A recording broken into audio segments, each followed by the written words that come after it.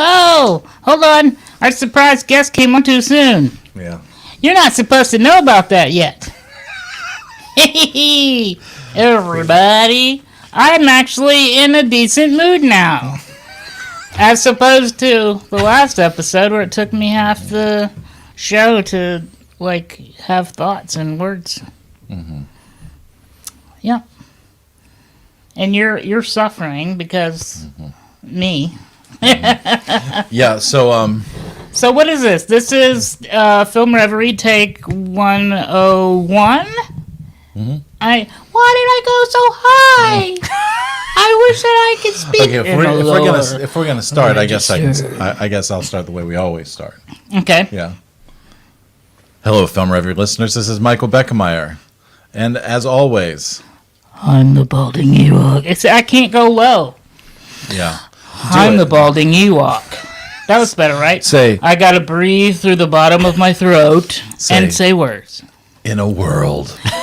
In a world. In where a world. Ewoks are going bald.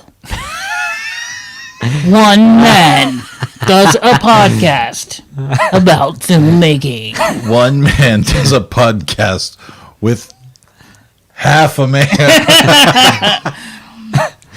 So, as we teased last time, we're back with our. I don't know. Who is that guy? You gotta get that out of your face. This is a guy that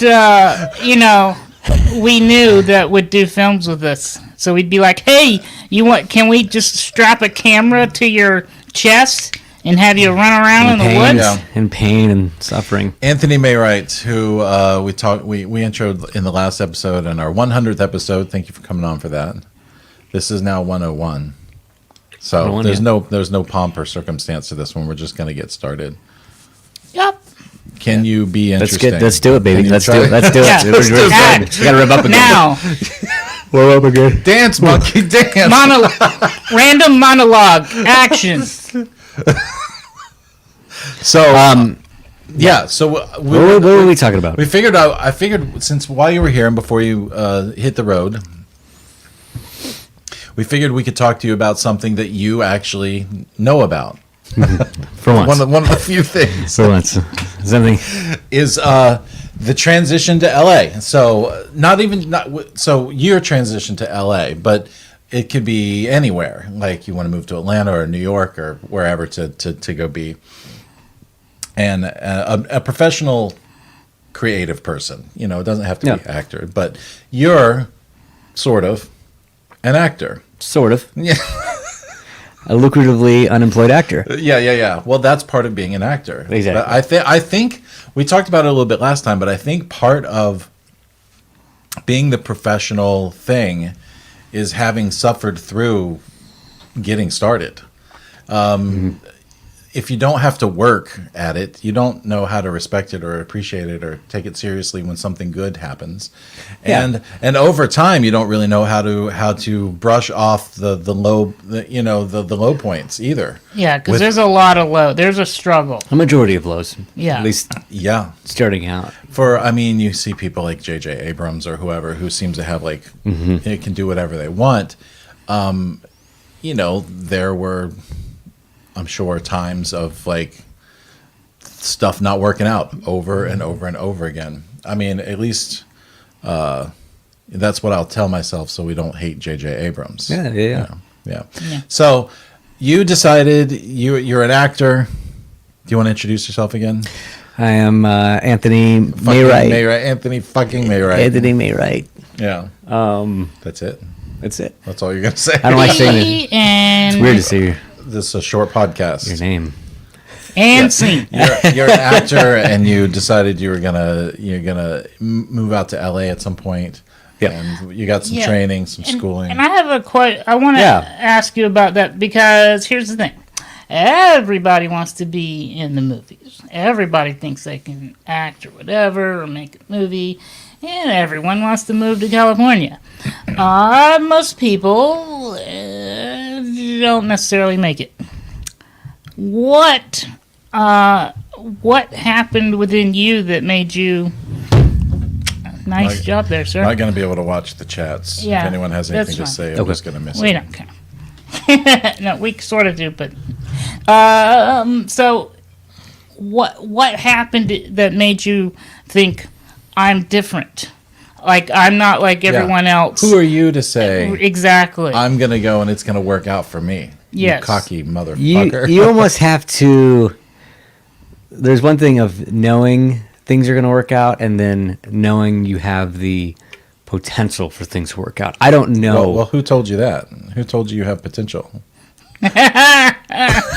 Oh, maybe Not a enough teacher. people. I guess. So you're going out to LA for? I guess myself. You're going out to Los Angeles. Los Angeles. Who told you that? Mom. Mom told Mom. me. Mom told me that. Yeah, I mean, you have to have the most confidence in your. You have to have so much confidence in yourself to do something like that. Yeah. But you also have to have humility and know that things there's always a chance it won't work out, but you're going to give everything you got for it to happen. Some people go there and they think they know it's going to work out, but you just don't know. Like you God has a plan for everybody. So you have to give it literally your all, and you have to believe that there's something in you that it's almost that it factor. You have to believe you have that if whatever that means. My dad would always say, "Why not me?" When you go to an audition, having that mindset, like, "Why not?" Why not me? Instead of what Brad says, which is Why me? why me? Yeah. Why Yes, choose and me? see, you did Why it. me? Why is this happening to me? He's got a whole theme song Yeah. that we call the "Fuck Me" song. Right. That's Hey, gonna I've got be, a great idea. Fuck me. I got an idea. What is it? Fuck me. I got an idea. What is it? Fuck me. We're gonna Yeah. set it to music and a big choreography. It's gonna be a and music dance. video. That would be Think good. the opening of Austin Powers. And that would be him Yeah, dancing him around singing, here. Yeah. Yeah, that would be good. I would watch that. The interesting would. thing about this stuff is that you have to be supremely confident, but Supremely just confident. a little bit less so that you're not arrogant. Yeah, you can be I mean, you don't. Yeah, Yeah. you have to go into auditions saying, "I can get this job," not "I should" or "I no matter what Deserve will. it. Deserve it," or anything. Like, I mean, you don't know, and they may not be looking for you or your whatever you got to bring. So If you have anything. if you have anything, you're only as good as people start telling you, and as Yeah. good as. Oh, as- whoa. You're only as good as people start telling you. Well, that's not really true either sometimes because they can get negative out there. But Also, you let people tell you what you have to offer.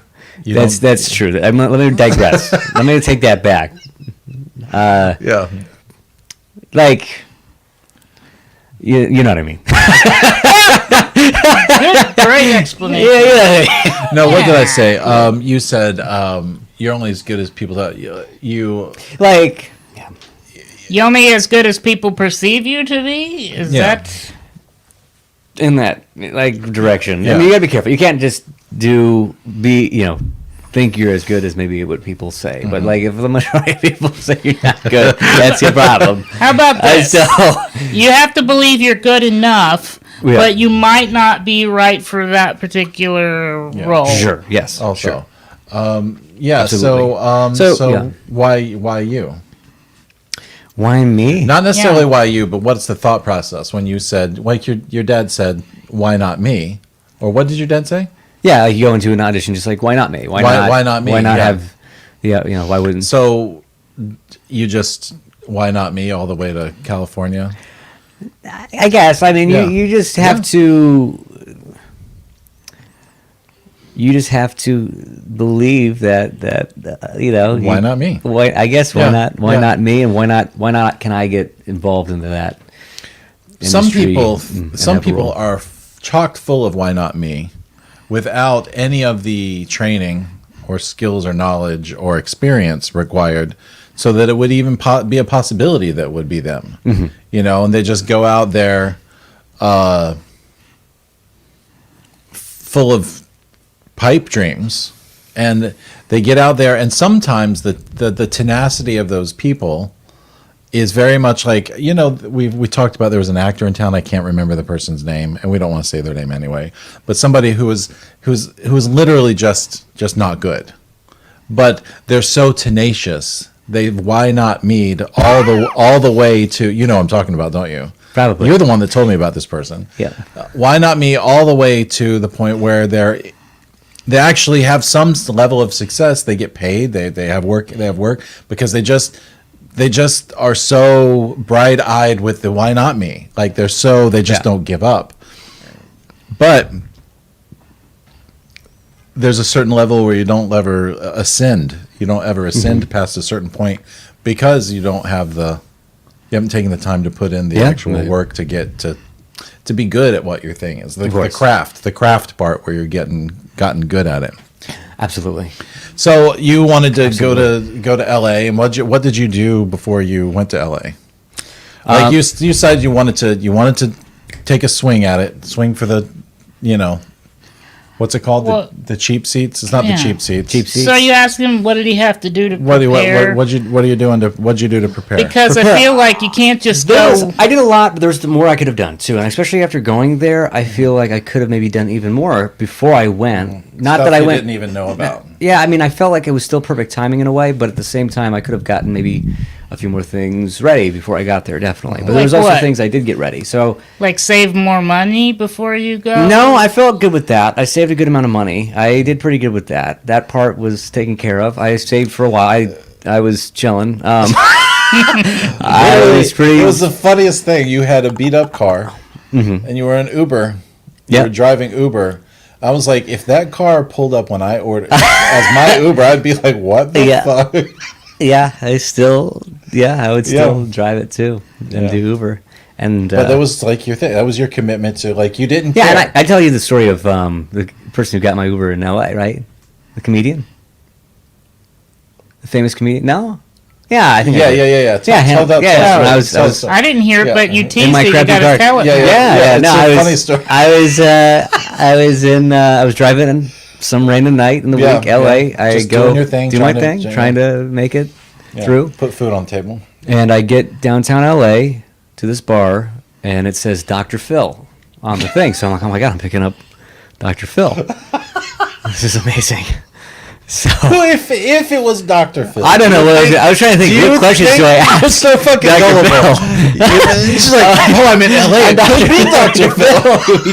But if it was Dr. Phil, there's no way. Do you think he goes around going, "Hi, I'm Dr. Phil. I'm Dr. Phil. Yeah, Nice to meet you. I'm Dr. Phil. I don't think he's putting that in because I don't think he gets it. He'll be like, hello, How are you Dr. doing Phil. today, You Maywright? think he's How so are you much doing? Dr. Phil that he's got Dr. Phil in his Uber Dressed as him and everything. Even- I thought it was going to be full. I thought he was going to interview me like, hey, how's your health and how's He your thought mental health? Oprah was going to be with him. Oprah was going to be with him. Yeah, okay. I was ready for Dr. Phil. Yeah, okay. So I get to it was like an alleyway, like a bar. Ew.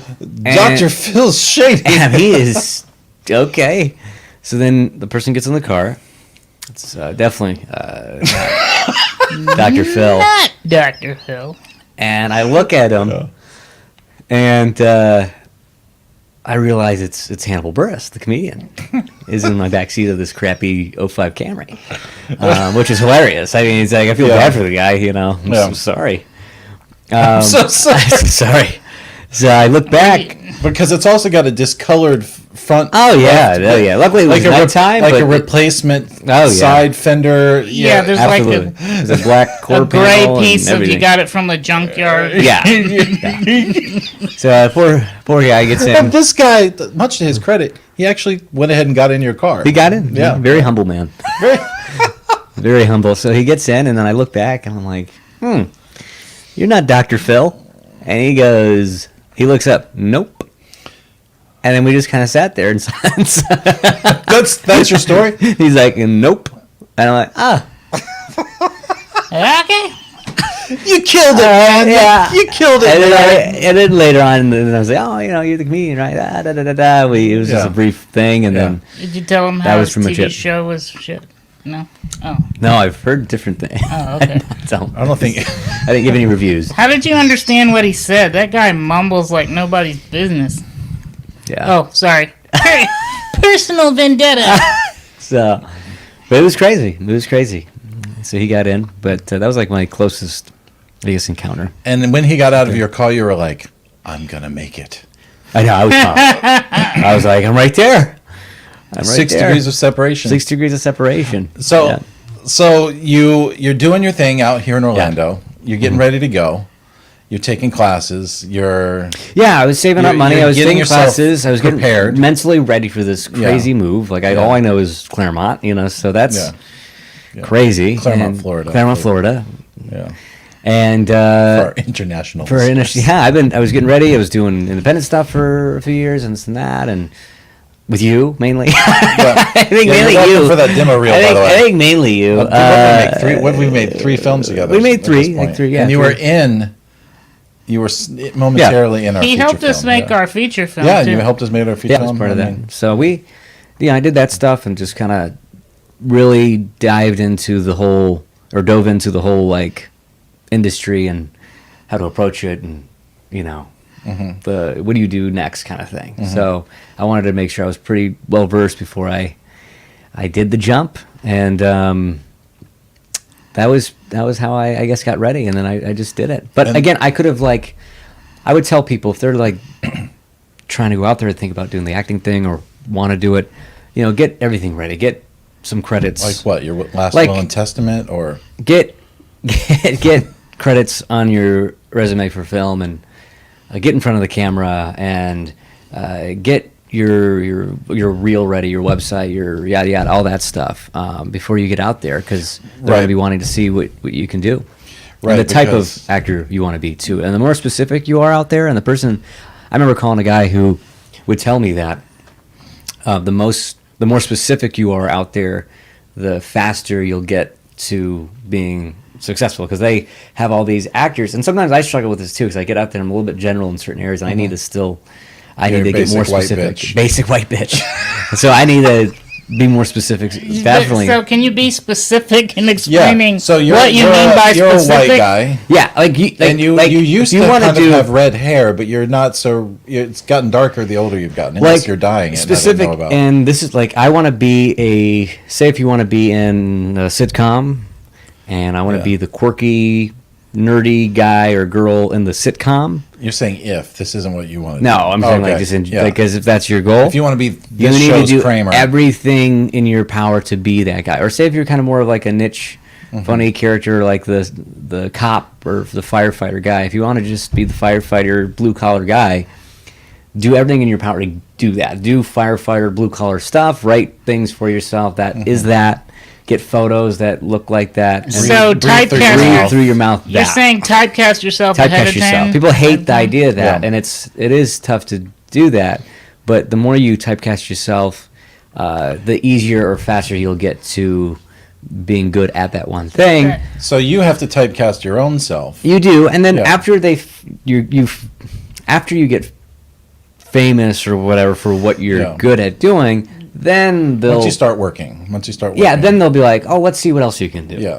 If But you're if- lucky, if not, if you're lucky going to enough. be doing the same damn thing forever. If you're lucky enough. That Like- raises another question for me, though, because a lot of people, it's so hard to, like, one of the hardest things as a human to do is to be honest with yourself and be aware of yourself, like to see yourself as other people see you.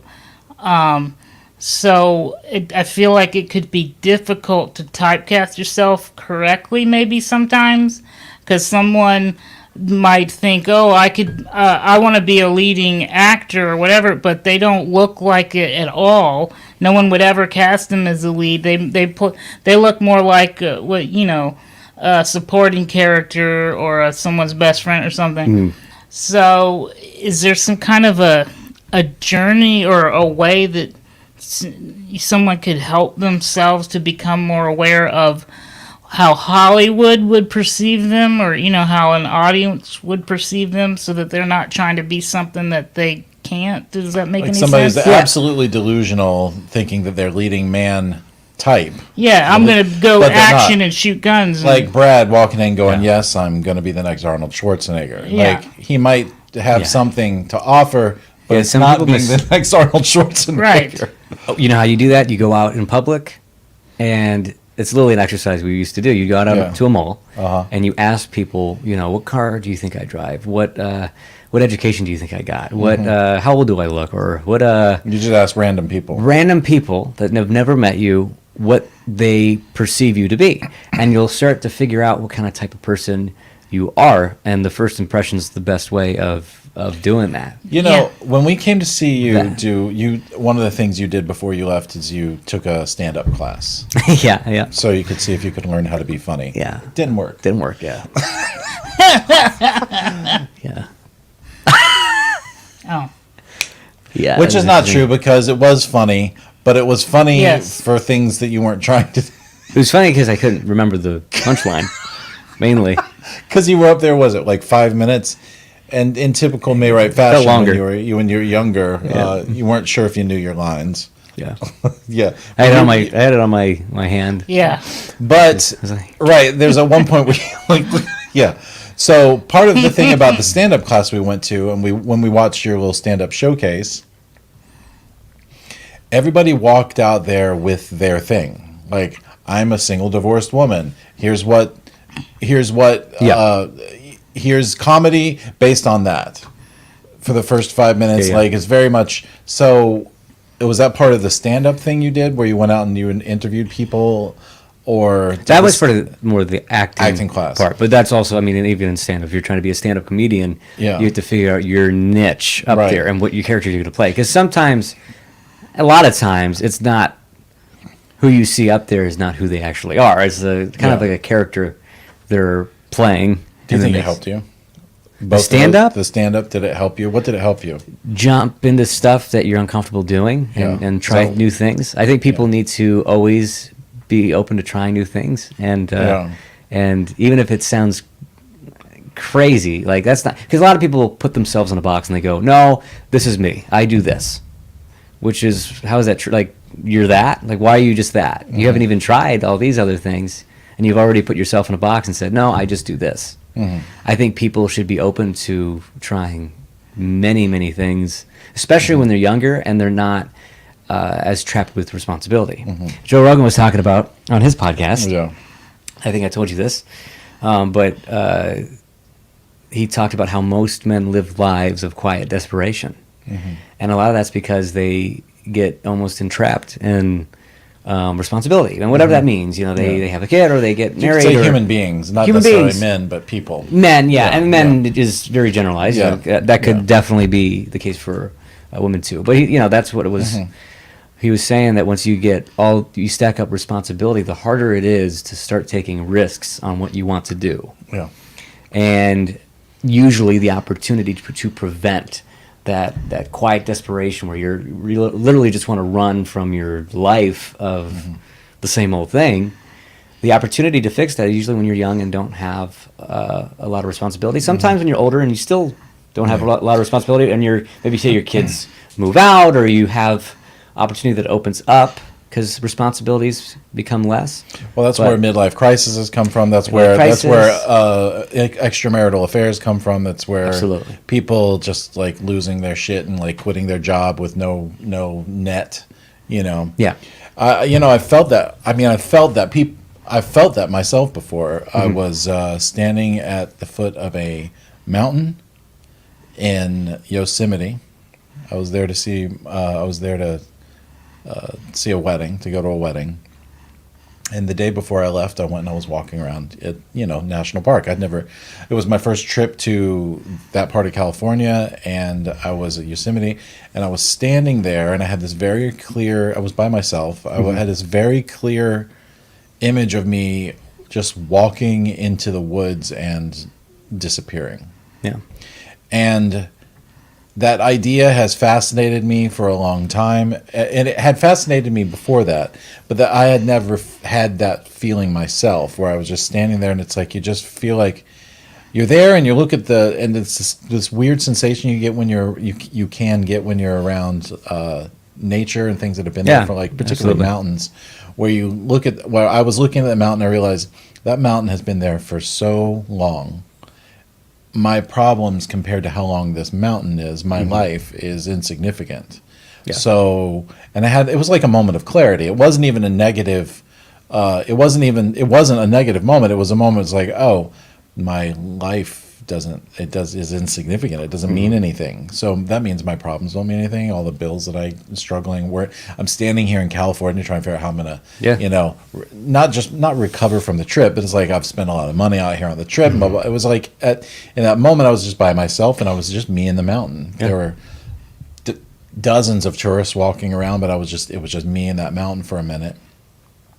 And I had a very clear image of just what if I just stepped into the wilderness here and like never came back out of there. Well, you would die. You don't have any survival skills.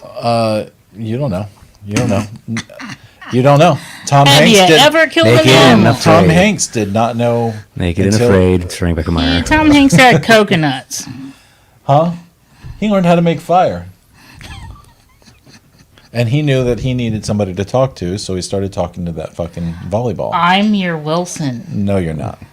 I'm No, your because only if you choice. floated away down the ocean, I would not be crying. I'd be like, See ya. so okay, so Yeah. That's, So you have to typecast yourself. This is Typecast good. That's good. That's good. That's a Yeah. good little piece of advice. What have you typecast yourself as? What are you thinking? I'm thinking like I'm still kind of figuring What that are you out. thinking? I actually preach it, but I struggle with it myself, and I think I'm still in that mode of figuring out exactly what it is that I will be doing specifically first. You do know the clock is ticking, right? It's always ticking. Yep. It's always ticking. Your ovaries are riding away. It's crazy how you learn how to write a screenplay, you learn how to make a movie, you learn how to edit something. It doesn't mean you have it figured out yet. No, I don't think. I mean, it takes. You never really know. I feel like 'Cause if the you're- next project is another chance. If you're always being critical, not in a good way, not the way you. I do it. think people figure. I think people figure it You're out. always getting better as you go. Yeah, I think people. Your 10th film, your 11th film, 20th film, you're always getting better. Yeah. I think people figure it out when they realize it takes your whole life to figure it out. Yeah. Yeah. That's when they actually figure it out, whatever that means. So does that mean you'll be 50 and you still haven't typecast yourself yet because you haven't figured it out? Well, I mean, that's a bad. Bullshit advice is this. Telling me to do something I won't be able to do until I'm on my deathbed. No, but that is the artist's process. It's your life. When you that's figure the out process right of- before you, and you're like, oh, that's, and then, that's when you figure it out. So you're always learning. You're always. Well, you should be. If you're not, You have to have a student. You have to have a student mentality for life. Always. Yeah, if you're not always learning, you have Stop growing. Yeah, you haven't done anything to challenge yourself. Oh, that's what happened So- to me. Yeah, you're not I stopped learning. Okay, my dude. right because you make a film. You're like, okay, we got that one done, and you can be appropriately proud of it or happy with it or anything like that. Even our feature film, Brad and I, when we made Really Pathetic and Totally Awkward, we knew how to make a movie. We'd done short films. We'd made okay short films, even decent short films, and we were happy with it. But we knew that in a way, making a feature film was like the ultimate goal, and in a way, it was taking a step forward. Yeah. But it was also taking 2 steps back because sustaining quality control over the course of a 10 or 15 minute short film or an 8-minute short film is nothing compared to sustaining it over an hour and a half and figuring it out that way. So we knew what we were doing, but in a way we did not know what we were doing. Yeah. And part of the problem is having to be okay with that. Too many people sit around and wait for the perfect moment. Yeah. Oh, yeah. Which never exists. But also, the moment you step on set to make that feature film that you've never made before, that just means the next time you do it, you'll be better. Yeah. As long as you have that mindset of like, the more you know, the less I know. The more, you know what I mean? It's like the more I know, you start to realize that really means I don't know anything. Yes. Because the more you learn, the more you realize. the less you know. The less you know. Yeah. Unless you know. So it is funny that by writing one screenplay that is maybe total shit, the next one's going to be less shitty. Yeah, the next one's yeah, gonna be less, and you finally reach a point where you're like, okay, I'm happy with that one, but there's still this, like there's still something missing. You can go in and retweak that thing, but Yeah. at the same time, the next time you sit down with a blank in front of a completely blank page, you have the potential for it to be better than Than it ever. was, yeah. Yeah. So you're still figuring it out. You're still figuring it out. Yeah, definitely. For me, yeah, Yeah. definitely still figuring it out. We'll see what happens. What else? What else did you do to prepare before you even got out there? Got out there. You hit the gym. Do you have like? You go to the gym a lot. You do. You Thank go you. pretty much every day, right? Yeah, you stay fit. A little you bit, stay just a in little good bit, shape. just a little bit. That's part of your commitment to your Oh yeah, utensils, just stay your healthy. tool. I think actors should people that are in acting and stuff should just you're sometimes moving a lot or you're doing it just to stay healthy. It's your it's the vessel. It's your tool. Yeah, the tool you'll Yeah. use. You know, So like you're gonna walk out with a broken, shitty hammer, yeah, absolutely, unless you're Brad. absolutely. Yeah, your What? body is a broken hammer. Brad, Oh, that's what I'm saying. okay. So yeah, Yeah. it's, you know, Yeah. stay healthy and Well, emotionally too. I mean, spiritually. is there anything that you've learned, like that you would do different now that you from your first couple times that if First you couple times moving out there. if you could go back to your first time going, would you change something? Would you tell yourself anything different? I would tell myself to stay patient and know that, you know, on the other side of fear, remind myself on the other side of fear, God has his greatest blessings. And that for me was always something that, you know, when it became the unknown, especially in the beginning, the first time, there was so much unknown. You know, I knew that if I just had faith in it, said, you know what, I'm just going to go. That was what put me at ease. Mm-hmm.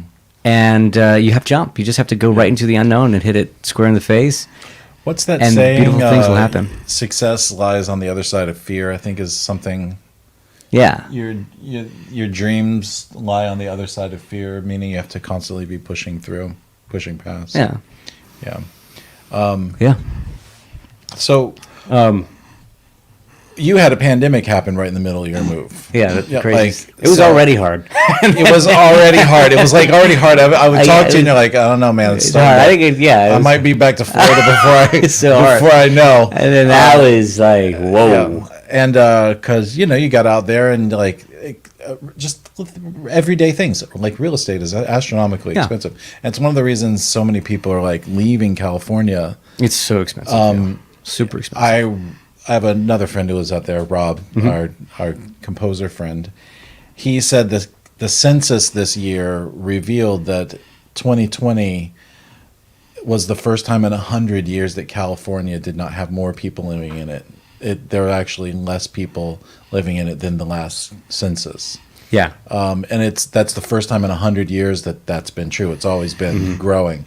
And you were in a 1-bedroom apartment With like 4 other people. with 2 other people, and it was still like Yeah. the rent was astronomical just so you guys could have a bed to sleep Yeah, in, it not was a lot. together. Yeah. Separate, Yeah. different loft beds. But yeah, it was.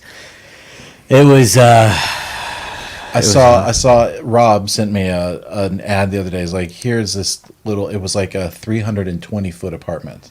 We're talking like maybe the size of these 2 rooms we're in right here, and it was $2,000 a month. Amazing. What the fuck? I was gonna move into like a 250 square foot apartment or Yeah, something. yeah. The one that I almost did. Yeah. Studio for like $1,100 a month, Yeah, which actually that's- was decent for LA, but Right. but that sucks. It's a decent price, but For not a LA, decent amount of space. No. It's that price. Oh, that's low. What's Low wrong with the place? price, yeah. It's like, what's wrong with it? Yeah, this room is bigger. So yeah, it's hard.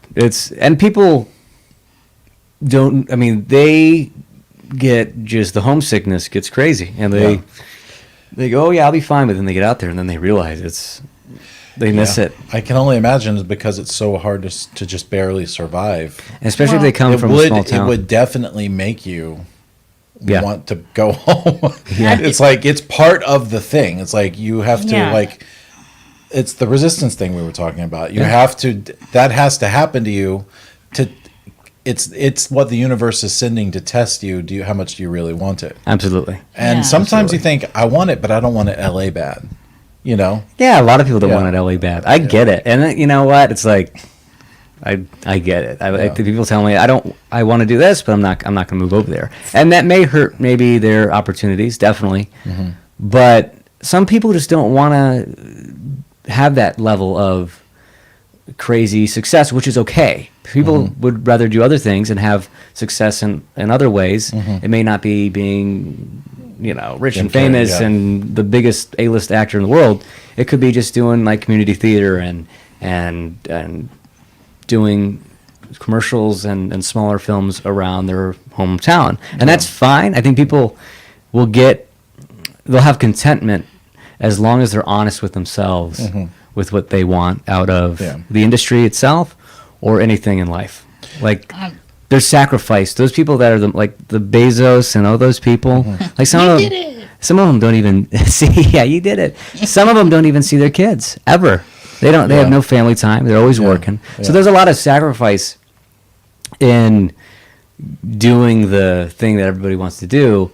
There's a lot of sacrifice in that, and sometimes it's not the most fun for people, and they realize, that's really not what I want to do. And I totally get that. I was gonna say, I feel like it's also a good idea when you went out there with a little bit of a production background because you went to a TV production school, so you went out there with the ability to not just act, you could get with some other actors and make a short film or something. You did that. And in the 6 months before he got sent home, he made a short film. Yeah, I did that. Have you seen a short film? Not yet. So That's okay. I'm thinking, but I'm thinking as far as for giving advice for going to California, I feel like you need to go there with the mindset of if I need to produce or if I need to write or something, I'm going to go make stuff. I'm not just going to wait and only do auditions. I'm going to meet people and make some things and not just sit around and wait for someone to say, oh, you're worthy. You have to stay busy. You have to keep creating, keep writing, keep your chops up. I tell people I like to stay in at least a scene study class out there is huge. Just even once a week will keep you somewhat warm as an actor because a lot of times there's a lot of downtime. And that's what freaks people out. There's so much downtime. It's majority downtime, especially when you're starting out. Well, there's a lot of time to be alone with your thoughts. Alone with your thoughts. So you're sitting there what the, Yeah, you have to stay busy. You know what that's like. Except you're never really alone with your thoughts because everybody knows what you're thinking. His thoughts are alone with him. His thoughts are alone with him. Yeah, your thoughts can go. But the downtime really messes with me too because I'm a director, so what happens is I only get to direct a movie when we get a movie put together. I'm a producer, but I'm a filmmaker. Yeah, it's not like and I've had a hard time in the periods of time where we aren't making something where I feel like, am I never going to do this? You start going crazy. Yeah, I get stir crazy. You'll be like cabin fever or something. I got to write. We got to make something. Brad, I just wrote something. We got to make it now. Okay. It used to be it would be fine if I would sit down and write.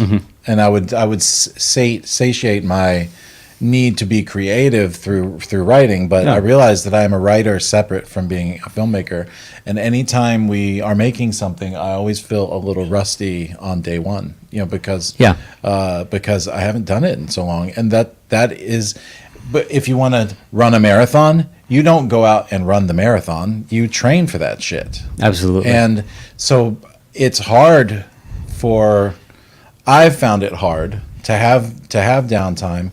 And you can sharpen your storytelling skill, but directing is so much more than telling a story. You got to work with crew and actors and deal with Brad and that stuff. And it's hard. And it does fuck with your head. It does. It definitely fucks with your head. When you can't stay creative as a creative person, Yeah. it will kill you. Your heart will stop beating. It's like when you lose those people that are old and they lose their loved one. That's what kept their heart beating, and then they go, and then the next one goes. Cause it's kind of the same thing. I mean, similar. Sorry. Similar. It did. Your heart will stop beating. It did just hit me though. Like you went out there and we talked about how you were only out there for 6 or 7 months before you had to move back. But you did. You got out there. You met people. You wrote something. It felt a lot longer because you wrote something and got something shot and produced while you were there, and it was almost completely done by the time you moved back. Yeah. So I was. So that's 6 months. Yeah, the 7 months or whatever I was there. I was happy. I was very humbly proud of what me and others involved were able to do, and myself to make sure I get involved with different classes and meet people, and it worked out. I was able to plant a good amount of seeds and meet a lot of people. And you saw what it was like as a producer because you produced your film. That's and you produced it, and you realized that sometimes the producer is like a silent partner in almost every aspect because you had to write the script, you acting, directing, and like when you were almost done with thing, you were the one that finished it out here.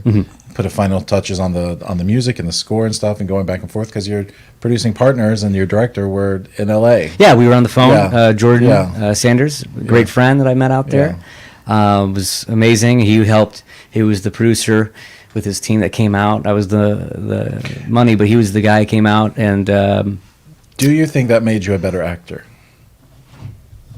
Producing that film. Seeing all aspects of the process, definitely. Check. Is there a message or something? Yeah, somebody. Oh, somebody's talking to us. us. Who's talking? I want to see. We don't know. Nobody. It's on the thing.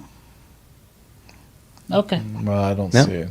Sorry. Whoever's talking to us, we can't see the thing I'm going to go. Brad's going to hop up and check, Look at me. So Maywright and I will continue talking. Okay. So you think it made you a better actor going through that process? Yeah, when you see all aspects of it, it helps. You want to be in great communication with all the pieces when you're doing it. I think a director should take an acting class, actors should take a directing class. I think people should be in unison, knowing exactly where everyone's coming from. We just made something, Brad and I made something. I'm a filmmaker, we're filmmakers, but Brad has done more acting than me, and I'm way less interested in acting than Brad is. But we decided to make something, just me and him, together, which means we were doing the shooting, the lighting, the acting, all the stuff. So we wrote the script, blah, blah, and it was definitely, and I've done this before, but it had been a while, a real learning experience, experientially, as a director, to be directed by someone else. Yeah. And the times that I have acted, a lot of times I've been my own director. Yeah. And it's way easy to tell myself what to do. It's like I know exactly what to do. But trying to pull out of him what he wants from me and trying to get him to pull out of me what he wanted, we just decided he's going to be the director and we'll both act. Yeah. And also we're doing everything like lighting. Yeah. We're both acting in it. We're both sort of producing. We're both trying to learn lines. Trying to get you were the DP. What I loved is I think we raised our lighting game. Yeah, we shot what we did is we sort of got back in touch with some of the stuff that we blow through when we are on set because we're like when we made our film really pathetic and totally awkward, we shot in 9 days. That's 115 pages in 9 days, which is crazy, but we didn't spend a lot of time on set tweaking shit. We didn't have time for it. But this thing, we were doing a film by ourselves with each other during a pandemic. We had time to sit there and like meticulously dial into thing. And we had lenses and we had. And I think for me at least, it made me a better director, even though I wasn't directing. It made me a better. It helped get me back in touch with all aspects of the thing. Yeah. And I really think that you're right. It's like I'm glad you got out of that because what you could have done. A producer that I worked with once, we made a short film together and.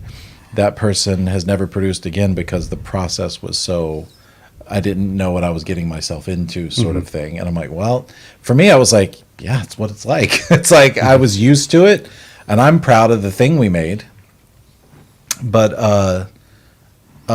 it could have gone that way for you. So Yeah, it went really well. It was a when really you- smooth process. It was great. Everyone involved, if they end up watching this, they were Yeah. amazing. They was is it online somewhere? Or are you still sending it out to festivals? You're You're not online yet. No, I mean Orlando. If it goes to an Orlando Uh-huh. Film Festival, it gets in. It may not. We'll see. yeah. Then I'll fly back for that in October. If not, then I'll probably post it like December-ish Yeah, on YouTube. So or you whatever. know what you need to do now. When you get back out there, you have now 6 months to make another short film.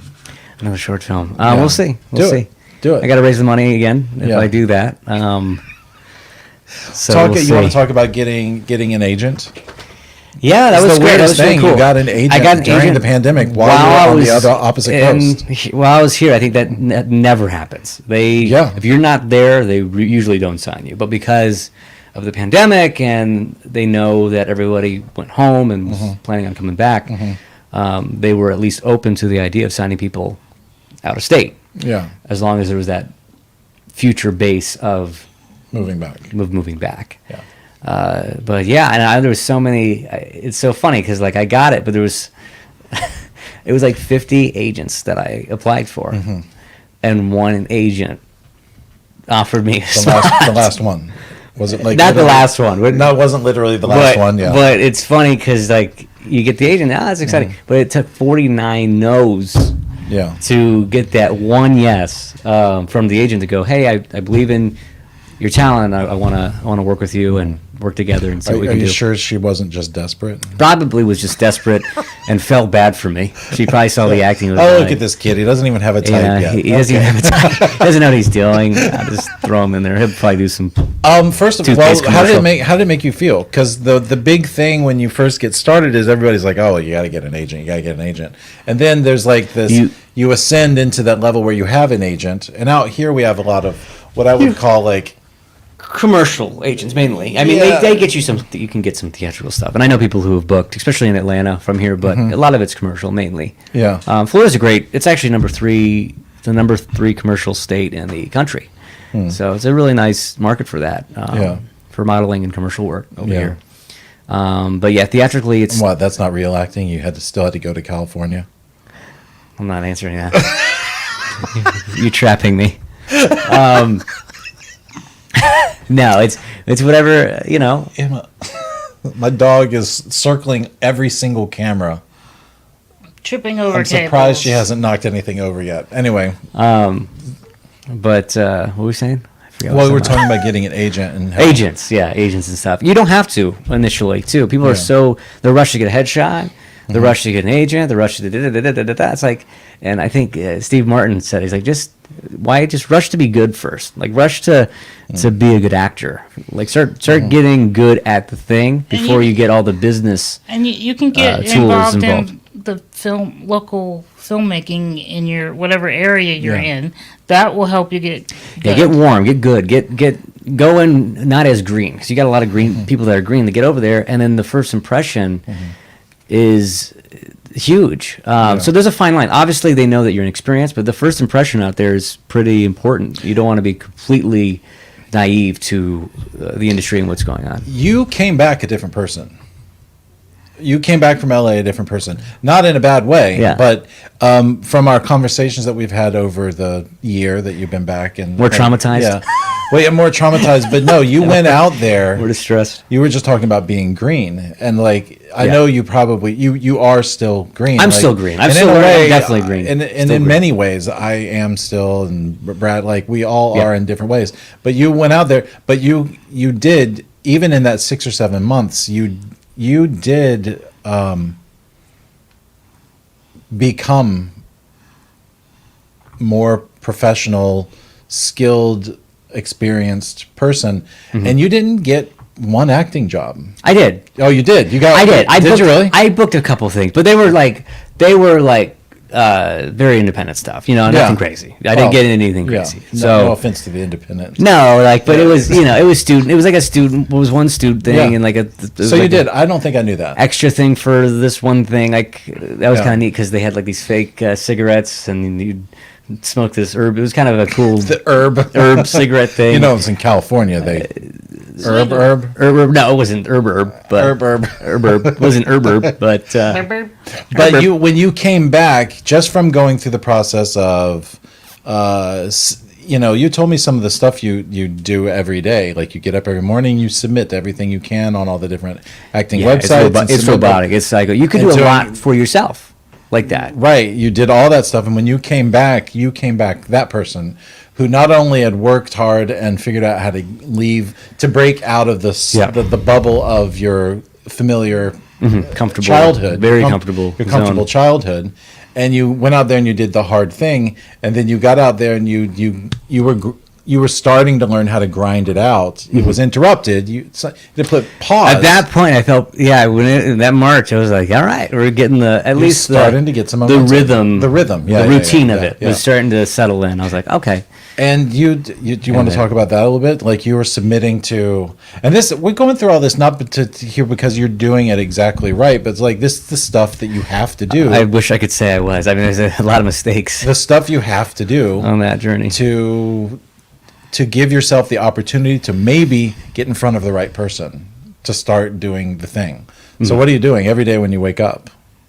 In LA. In LA, yeah.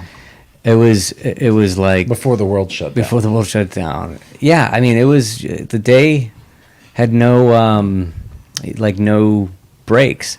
But then that was an issue too because you would start to burn out a little bit. You were so, and for myself, you were so motivated, which was great, but you were so opposed to enjoying the city or seeing certain things for fun. Because it was a new place too. Yeah, like you were so focused, you almost ended up, in some ways for myself, burning out a lot, where you're like, I gotta take that little mini vacay or I need to maybe consider meditating or something, because you get so robotic out there and the pace is so fast. It's hard to keep up. It's a huge rat race. It really is. But yeah, a lot of it was working and auditioning and classes and training and all. It was just boom, boom, boom, boom, boom, boom. So yeah, and a lot of Starbucks coffee dates with myself. So that's right. You used to call me from Starbucks all the time. All the time. Yeah. Yeah, all the time. That was my spot. I would go there and get a lot done. Yeah. At Starbucks. So you hardened yourself. I guess it's kind of like somebody goes to the gym every day. You went to the gym for 6 months, and you were just then starting to get into like shape. The world got shut down. You had to come back here. What have you done to? Have you still maintained submitted as much? There's been moments of me pushing and like keeping the rhythm of or keeping warm in terms of the acting thing and auditioning. Yeah. And then there's been moments of me not doing that, definitely. And that was a lot of going through like the emotional part of the year where you're completely unmotivated to do anything at all, especially when there's no. We put so much pressure on ourselves to be productive. Yeah. And the thing is, for a while there was nothing. It's not like Tom Cruise didn't get back to work. Tom Cruise got back to work, but he's Tom fucking Cruise. Anthony fucking Maywright and Michael fucking Beckemeyer and this fucking guy over here. It's hard for us to get back to work because we don't have the resources or the money or the budget or whatever to say, oh, well, we're just going to have all the COVID restrictions covered on our set, blah, blah, blah, blah, blah, blah. It was harder for us to do that. It was easier to just like not make something. Yeah. And we tried it a couple of times. Brad and I made the little short film together by ourselves. We're in each other's bubble. Yeah. Anyway, because we live here. And the short film that we made was the one we made with the group of us back about a year ago now. Yeah. Was very nerve-wracking for me, knowing that COVID was a thing and somebody could get sick and all this stuff. It really wasn't as fun as it should be being on set. So it wasn't worth the stress and worry. So you just had to play a waiting game. And not a lot of it was a waiting game. And push past all the psychological parts of, like you were saying, being patient. When you said you got to be patient. So what do you do when you have, now that you have an agent, you're going to go out there, you're going to get the ball rolling again? Yeah, as much as I could. Do you have to wait for them to send you out on stuff? You do. They don't like, one second. they don't like it when you double submit. So I don't have to submit myself to these auditions like I did. They'll handle that, which is nice. But a lot of people think too it's up to the agent to go and get you all the work ever, and that's not really true either. You have to stay busy. You have to stay creative. You have to stay updated on your websites and your social media and different things, and meeting people and networking and all that. And your agent helps. Agents literally are there to actually negotiate contracts. That's really what they're there for. That's it. And they have some doors that they open to.